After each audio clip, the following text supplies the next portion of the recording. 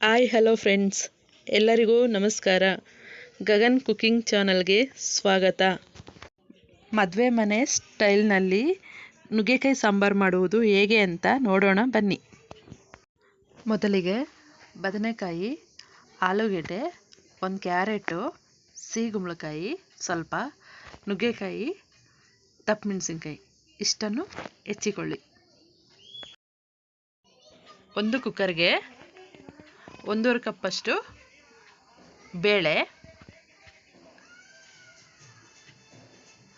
1 spoon ಎಣ್ಣೆ, ಅರಿಶಿನ ಅರ್ಧ ಟೀ ಸ್ಪೂನ್, ಕರಿಬೇವು ಸ್ವಲ್ಪ ಹಾಕಿ ಕುಕ್ಕರ್ ಮುಚ್ಚಳ ಹಾಕಿ 4 ವಿಷಲ್ ಹೊಡಿಸ್ಬೇಕು. ನಂತರ ಕಾಯಿ ತುರಿ, ಒಣಮೆಣಸಿನ್ಕಾಯಿ 10ರಿಂದ 12, ಧನಿಯಾ ಸ್ವಲ್ಪ,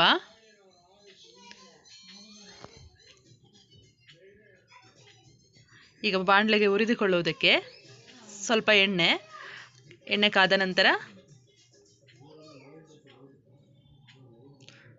ಸಾಸಿವೆ, ಮೆಂತ್ಯ, ಹಿಂಗು, ಧನಿಯಾ ಇಷ್ಟನ್ನು ಫ್ರೈ ಮಾಡಿಕೊಳ್ಳಬೇಕು.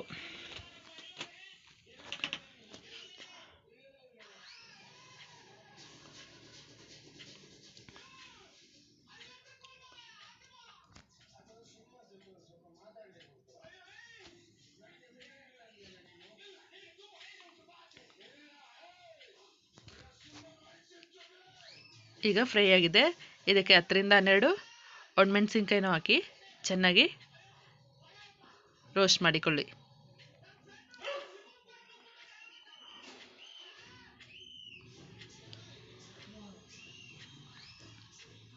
ಇದನ್ನು ಸಪ್ರೇಟ್ ತೆಗೆದು ಇದೇ ಬಾಣಲೆಗೆ ತುರಿದಿರೋಂಥದ್ದು ಕಾಯಿ ಹಾಕಿ ಕೆಂಪಗಾಗೋವರೆಗೂ ಫ್ರೈ ಮಾಡಿಕೊಳ್ಳಿ.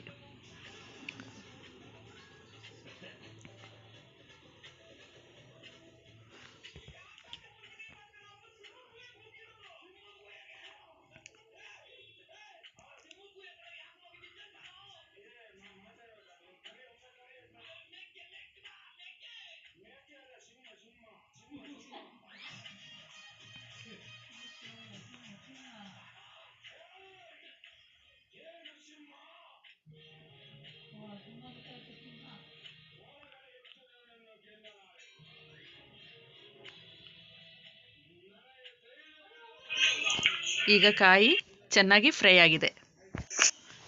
ಈಗ ಬೇಳೆ ಚೆನ್ನಾಗಿ ಬೆಂದಿದೆ. ಇದಕ್ಕೆ ಬದನೆಕಾಯಿ, ಆಲೂಗೆಡ್ಡೆ,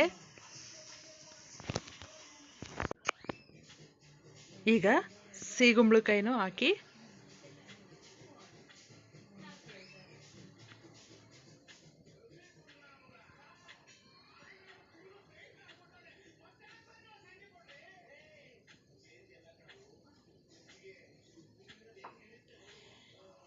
ನೆಕ್ಸ್ಟು 4 ಟೊಮೊಟೊ ಹಣ್ಣು ಹೆಚ್ಚಿರೋದು ಬೇಯಿಸೋದಕ್ಕೆ,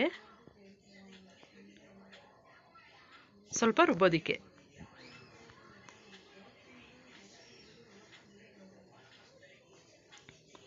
ಈಗ ತರಕಾರಿ ಹಾಕಿ ಸ್ವಲ್ಪ ಕುದಿ ಬಂದ ಮೇಲೆ ನುಗ್ಗೆಕಾಯಿಯನ್ನು ಹಾಕ್ಕೋಬೇಕು.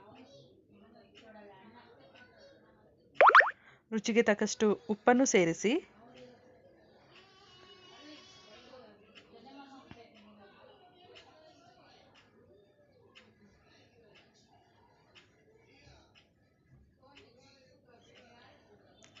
ರುಬ್ಬಿದಂತಹ ಮಸಾಲೆಯನ್ನು ಹಾಕಿ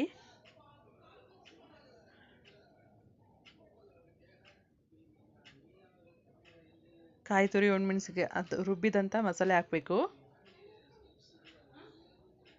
ಈಗ ನಿಂಬೆಹಣ್ಣಿನ ಗಾತ್ರದ ಹುಣಸೆ ಹಣ್ಣಿನ ರಸವನ್ನು ಹಾಕಬೇಕು.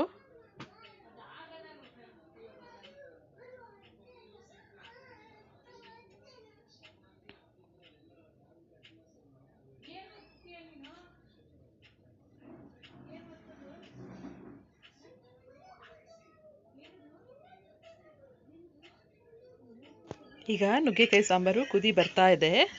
ನೆಕ್ಸ್ಟ್ ಬಾಣಲೆಗೆ ಸ್ವಲ್ಪ ಎಣ್ಣೆ ಹಾಕಿ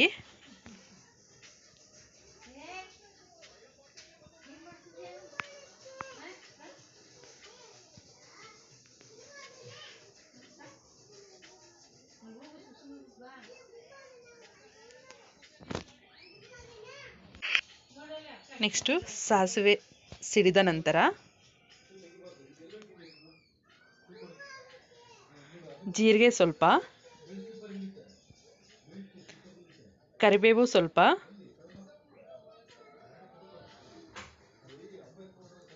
ದಪ್ಪಮೆಣಸಿನಕಾಯಿಯನ್ನು ಚೆನ್ನಾಗಿ ಫ್ರೈ ಮಾಡಿಕೊಳ್ಳಬೇಕು.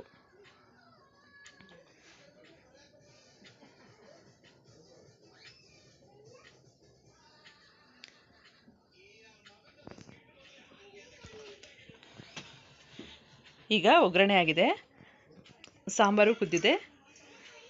ಇದಕ್ಕೆ ಚೆನ್ನಾಗಿ ಮಿಕ್ಸ್ ಮಾಡಿದರೆ ಹೋಟೆಲ್ ಶೈಲಿಯ ನುಗ್ಗೆಕಾಯಿ ಸಾಂಬಾರ್ ರೆಡಿ. ಈ ರೆಸಿಪಿ ನಿಮಗೆ ಇಷ್ಟ ಆದರೆ ಪ್ಲೀಸ್ ಒಂದು ಲೈಕ್ ಮಾಡಿ, ಶೇರ್ ಮಾಡಿ, ಕಮೆಂಟ್ ಮಾಡಿ. Thank you friends. ಸಾಂಬಾರು ತುಂಬ ಟೇಸ್ಟಿಯಾಗಿರುತ್ತೆ. ನೀವು ಒಂದು ಸಲ ಮಾಡಿದರೆ ಪದೇ ಪದೇ ಮಾಡಬೇಕು ಅನಿಸುತ್ತೆ, ಅಷ್ಟು ಟೇಸ್ಟಿಯಾಗಿರುತ್ತೆ.